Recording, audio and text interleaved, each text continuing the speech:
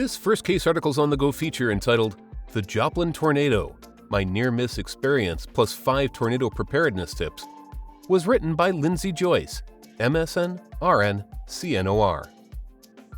One Sunday in May of 2011, I was scheduled to go to Joplin, Missouri to help with the go-live of a new electronic charting system at St. John's Regional Medical Center in Joplin. Due to a scheduling mishap, instead of traveling on Sunday, I was told I would be sent on Monday. But I never made it to Joplin. That Sunday, May 22, 2011, an EF5 tornado ripped through the town and virtually destroyed the city. St. John's was destroyed, and due to safety concerns after the tornado, we were not allowed to travel to Joplin, even though we desperately wanted to help our sister hospital in the wake of this disaster.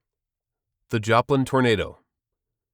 The tornado that hit Joplin, Missouri in 2011 was rated as an EF5. The National Weather Service uses the Enhanced Fujita, or EF scale, to rate tornadoes on a scale of 0 to 5, with EF0 being the weakest and EF5 being the strongest. This scale assigns a rating based on estimated wind speeds and related damage. The Joplin tornado reached a maximum width of over 1 mile, with wind speeds greater than 200 miles per hour. While its duration was only 38 minutes, this tornado damaged or destroyed virtually everything in a 6-mile path. The Joplin tornado caused nearly $3 billion in damages.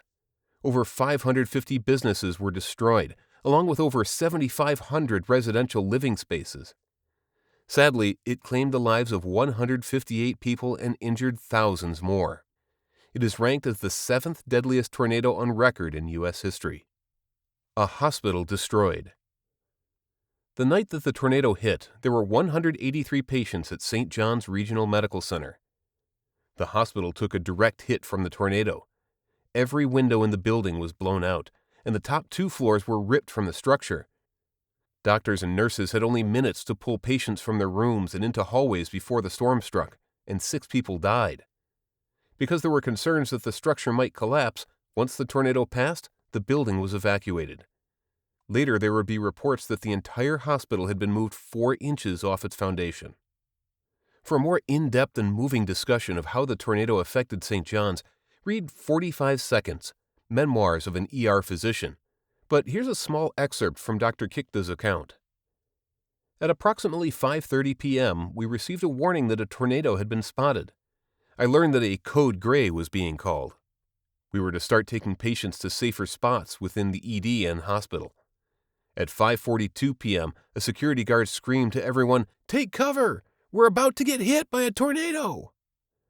I ran with a pregnant registered nurse, Shiloh Cook, while others scattered to various places, to the only nearby space without windows, a small doctor's office in the ED. Together, Shiloh and I trembled and huddled under a sturdy desk. We heard a loud, horrifying sound, like a huge locomotive ripping through the hospital. The whole structure shook and vibrated as we heard glass shattering, light bulbs popping, walls collapsing, and people screaming. The ceiling caved in with a crash above us. Water pipes broke, showering down on everything. Worried and scared, we suffered in complete darkness. We could feel a tight pressure in our heads as the tornado annihilated the hospital and adjacent medical center. The whole process took about 45 seconds, but seemed like an eternity. The hospital had just taken a direct hit from a most powerful category EF5 tornado. Then it was over. Just 45 seconds. 45 long, painful seconds. Terrified, we looked at each other and thanked God that we were alive. We didn't know if it was safe to look for the rest of the staff, patients, and assess our losses. Cautiously, we left our sanctuary. Rebuilding after the tornado. Recovery and response efforts in Joplin were a combination of public and private efforts. The public sector focused on its own tasks, such as clearing debris so rebuilding could commence and reopening public schools on time for the 2011-2012 school year. The private sector, including national charities, the business community, Joplin residents, and thousands of volunteers from outside of the community, made major contributions as well. Nonprofits and volunteers were an enormous part of the response and recovery efforts in Joplin. By November 2011, more than 92,000 registered volunteers, including 749 different church, charity, business, hospital, and school groups, had contributed more than 528,000 person-hours to the recovery process. Volunteers came from nearly every state in the United States and from as far away as Japan and removed 1.5 million cubic yards of debris, about half of the storm's total. Individuals, churches, and community organizations supplied thousands of meals to first responders immediately after the tornado and to the volunteers who arrived later during the rebuilding phase. While it took years for the city to rebuild, Joplin did rebuild. Joplin High School built a new state-of-the-art building, and they rebuilt and relocated the public library to a more central location. And in 2017, a new Mercy Hospital Joplin opened its doors to patients. Current statistics. As of the writing of this post, my hometown of St. Louis, Missouri has seen 33 tornadoes touch down in the area since January 2024. It's only July, so there's definitely a chance that we'll see even more before the year is over. Sometimes they come with a warning, and other times it seems they just drop out of the sky. We've also dealt with numerous flash floods due to the rain these storms inevitably bring. And now we're also dealing with the after effects of Hurricane Beryl and all of the flooding that this storm brought as it moved inland. Like surgery, tornadoes can occur at any time during the day. I've spent many a day on call during tornado weather. I've been in the OR when a tornado was sweeping right by my hospital. So the question is, how can we prepare for a tornado, especially when they can hit so suddenly? How to prepare. Disaster drills. Like fire drills, these are crucial for maintaining order for knowing your roles and responsibilities in a disaster. Questions that must be answered before a disaster include, where do I report to after the event? Who do I report to? Do I know how to use certain emergency equipment like the medevac bed? Know your codes.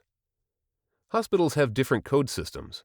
Some are color-based, while others just specifically say what the code is.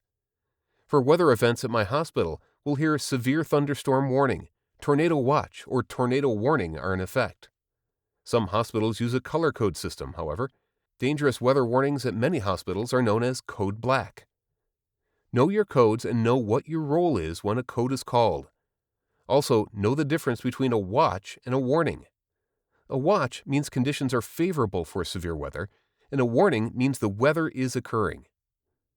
Stay away from windows. While this may not be a problem for many ORs, if your department has windows, like in a corridor or outpatient area, move patients and yourself to a safe place to avoid broken glass. Also, while it might be human nature to want to look out the window to see if the storms are really that bad or to see the tornado, don't do it. A raging tornado or even severe winds can cause windows to burst in an instant. It's not worth the risk. Know where your flashlights are. Each OR should have a flashlight and batteries just in case the power goes out. Where's your flashlight located?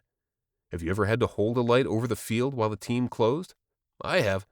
It's uncomfortable to hold a flashlight for the surgical team, but it's not about me in that moment. It's about quickly getting our patient taken care of so we can move them to a safer place. Flashlight location should be included in your department orientation and in your disaster drills.